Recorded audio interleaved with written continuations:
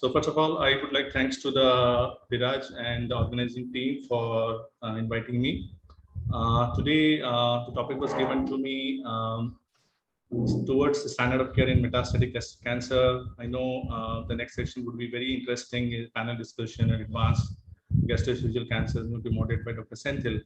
And I'm going to speak about the role of anti-angiogenic agents in metastatic gastric cancer and also the benefit of sequential treatment of advanced gastric cancer.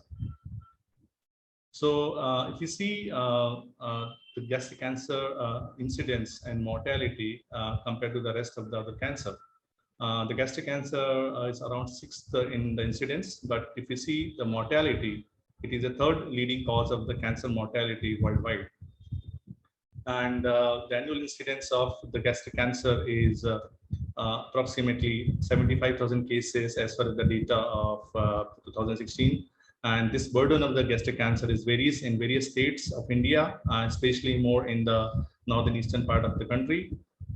And there is various phase 3 first-line trial, which is pivotal trials, and it showed that advanced gastric cancer, they give the first-line treatment. The median OS ranges from 10 to 12 months in most of the studies. The PFS ranges around 3 to 6 months in most of the studies. And if you see the patient who is actually a candidate for subsequent line of treatment ranges from some of the studies around quarter of patient to the 3/4 of the patient in the Japanese study, where the most of the patient are still eligible for the subsequent line of treatment. And as far the second line treatment is concerned, the major phase 3 trials, they have shown a very little benefit over the best supportive care. So we have studies comparing of the single agent irinotecan, docetaxel, and Paclitaxel, and without a targeted agent, they show the median, the PFS is and OS ranges from 4 to 6 months. While in the patient who is giving a single agent targeted agents and compare with the best supportive care, they also get very little benefit, and the HR is not significant. In a meta-analysis of the second line chemotherapy, the HR is 0.73, while the patient of the good performance 0 to 1, the HR is still 0.57. So compared to the rest of the cancer, the gastric cancer, the survival is still dismal with the single agent treatment. And I think the important thing in the gastric cancer is the quality of life, symptom control, because most of the patients, they have a lot of symptoms.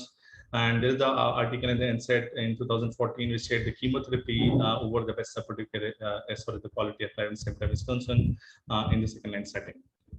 Those patients who are HER2 positive metastatic gastric cancer, and they were treated with the first line trastuzumab chemotherapy, and there are studies which showed a benefit of the trastuzumab in subsequent line in that not much, and with the chemotherapy comparison with the chemo with trastuzumab, and the outcome is not much better. The reason for the poor outcome of trastuzumab is activation as various pathway, including the PIK3 and E454K mutation. So I think these are the pathways responsible for resistant mutation. Though we have a newer anti-HER2 treatment, which is there in the current era in 2021. So coming to one of the very important concept, which is the tumor angiogenesis. As we know, the gastric cancer, the vascular endothelial growth factor plays a very important role. The VEGFR 1, 2, 3 is there in the endothelial lining. Other than that, we have a PDGFR, FGFR, and integrin pathways, and we have a various drugs to target these kind of agents. And we know the endothelial cells proliferation, activation, survival responsible for the angiogenesis. And if we target that angiogenesis by various agents, I think we can overcome the disease progression and halt the disease multiplication. Out of all the VEGF receptors, VEGF2 is a very important receptor because they control the vasculogenesis and angiogenesis. Besides the vasculogenesis, VEGF1 is also control the hematopoiesis. VEGF3 is responsible for lymphogenesis also. So out of that, VEGF2 receptor is very important. And targeting these VEGF2 receptors halt the further progression of the endothelial cell lining. We have two agents like bevacizumab and aflibercept, which are ligand sequestering agents. And while the ligand binding blocker is the ramucirumab, which block the VEGFR, especially VEGFR2, and they are responsible for subsequent disease progression. Two landmark study. We have a VEGF inhibitor for ramucirumab. The one is the Rainbow study. which is a phase 3 randomized multi-center double-blind placebo-controlled study, which evaluated the combination of ramucirumab with paclitaxel as compared with the paclitaxel and alone. And the primary outcome for this study was overall survival. The patient inclusion criteria for this study is advanced gastric cancer or gastroesophageal cancer. Those are the patient who was primarily treated with the platinum 5-FU based doublets without anthracycline. And these are the patients, they have been progressed on the first line treatment or within 4 months after first line. And this patient having the good performance status of performance 0 or 1. And these are the patients have been randomized in ramucirumab versus ramucirumab, paclitaxel versus ramucirumab. The second arm is with paclitaxel with placebo alone. And this treatment is continued until disease progression or intolerance. The secondary outcome after the OSA, which is the primary outcome, is the PFS, response rate, and the quality of life questionnaire. So this study is the landmark study which shows a benefit of the combination of ramucirumab with paclitaxel over paclitaxel alone. And the median OS of this study shows a 9.6 month over 7.4 months with the paclitaxel alone. And the 12-month overall survival is 40% compared to 30% with the single agent paclitaxel. If you look for the quality of life, which is very important in gastric cancer, and this combination is beneficial for almost all the subgroup, including the quality of life questionnaires, patient-related symptoms and outcome, and that's a major one of the landmarks for this particular study of the combination. The second landmark study of VEGF inhibitor is a REGARD study, where the single agent ramucirumab has been compared with the placebo. And these are the patients of the gastric cancer or gastroesophageal junction adenocarcinoma prior treated with the platinum, with or without 5-FU, with a good performance. And these are the patients where the ramucirumab is given single agent and compared with the best supportive care, and treatment was continued till disease progression. And this is also a phase 3 double-blind study as contained in 29 countries, and the median, the primary outcome is the OS survival, and the subsequent outcome would be a PFS, response rate, and quality of life. And this is also a positive study. The OS is with the single agent ramucirumab is 5.2 months versus 3.6 months with the supportive care. So if you compare with the data of REGARD with the other studies where the single agent ramucirumab as compared with the best supportive care, the median OS is 5.2 months. I think with other studies like COGAR study, and we have a Korean study where the docetaxel and irinotecan is given, even in German studies, the OS, we are getting the similar OS with the chemotherapy is 5.25 to 3 months, but at the cost of the toxicity. With the single agent ramucirumab, this is achieved.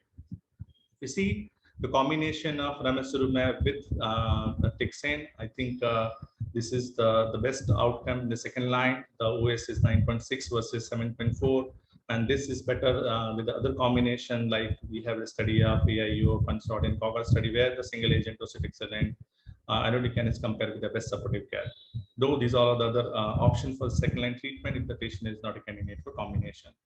So if you look for the management of post progression of the first line, the patient who is a candidate for the second line treatment, I think the performance state is one of the major criteria. If you're looking for the remission or the good response, the combination of ramucirumab and paclitaxel would be a preferred agent. If the performance is 0-2 and remission of need of remission is plus minus, monotherapy, whether it's a ramucirumab or irinotecan and taxane could be considered. And if the patient performance is poor, I think the active comfort or best supportive could be answered for that patient. There is the data of immunotherapy and advanced gastric cancer, the studies of Keynote 061, where the patient having a PD-11 positive, the CPS 1 or more, they have been benefit compared to the chemotherapy, and the benefit is more with if the patient is MSI is high. So these are the immunotherapy agents. If the patient is not a candidate for a combination chemotherapy, that can be an option for this patient. Here are the various phase 2-3 studies in immunotherapy in the third and subsequent line with gastric cancer, and I think they're also showing you positive results, and still they are going for their further maturation. And based on the REGARD and the RAINBOW studies, the ramucirumab is approved with the combination of paclitaxel, and then 2018 it got a category 1 recommendation, and the ramucirumab alone has been given as a single agent option on the basis of REGARD data in 2018. So if you see the 2016 oncology publication, where the patient who was advanced gastric cancer patient, and they have been given a palliative chemotherapy first line based on the patient HER2 status. And I think after progression, the patient is the only candidate for the second line treatment.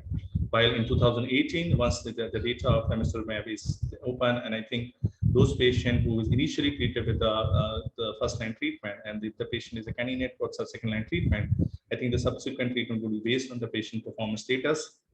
The patient performance is good, they are candidate for combination chemotherapy, abemaciclib, paclitaxel, and if the patient performance poor, I think the patient will be treated with the active symptom control. So to summarize this the data, there is a multiple neuro options for advanced gastric cancer. Ramucirumab monotherapy and combination with the paclitaxel improve the overall survival in the second line setting. The side effects are manageable with good quality of life. Those patients who having MSI high or PD-L1 high, they are candidate for immunotherapy. And sequentially of the line of treatment would be improved survival in advanced gastric cancer. And there is various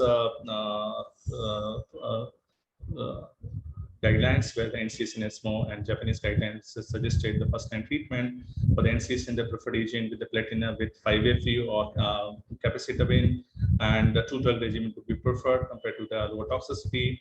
While the ESMO, they have been showing the similar recommendations, and the capecitabine is been preferred over the infusion 5FU. While the Japanese data, they have an S1 plus platinum would be a preferred agent, and irinotecan-based regimen is not recommended in the first-line treatment. And ICMA data also suggests a non-taxane-based combination for HER2 negative patient, and those patients who are HER2 positive, the trastuzumab with chemotherapy would be the option for this category of the patient. And this is the current version of NCCN. And if you see those patients who are HER2 negative, I think now there is a role of immunotherapy in the first line.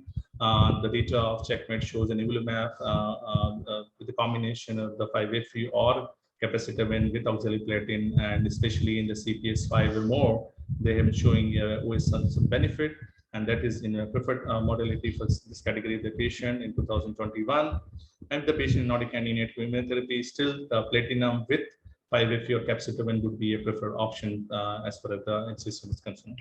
If the patient is having HER2 positive disease, I think the option is giving the trastuzumab with chemotherapy is still there. And there are also the data of combination immunotherapy for the patient of HER2 expression is there. So with chemotherapy, that is there in category 2 recommendation.